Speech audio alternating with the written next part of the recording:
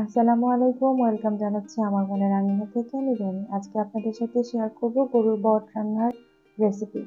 গরুর বট রান্না করার জন্য আমার প্রথমে লাগছে টুকরো করে নেওয়া গরুর বট, সাথে অ্যাড করে দিচ্ছি প্রয়োজনীয় উপকরণ: আদা রসুন পেস্ট, পেঁয়াজ কুচি, তেজপাতা, এলাচ, লং, কাঁচামরিচ, সরিষার তেল, হলুদ গুঁড়ো, মরিচ গুঁড়ো, জিরা গুঁড়ো।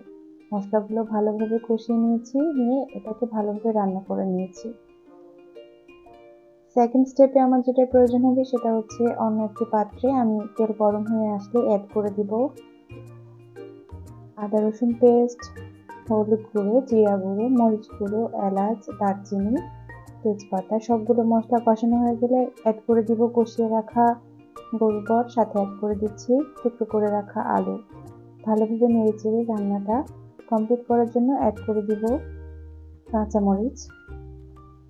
এই পর্যায়ে ভালোভাবে কষিয়ে নিয়ে ঢাকনা দিয়ে ঢেকে দিচ্ছি। রান্নার প্রায় শেষের দিকে অ্যাড করে দিচ্ছি এলাচ গুঁড়ো। আর একটু নেড়ে নিচ্ছি।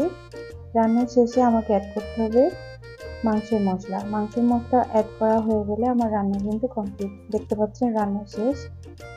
এখন সার্ভ করব। গরম গরম ভাতের সাথে এটা খেতে কিন্তু বেশ সুস্বাদু।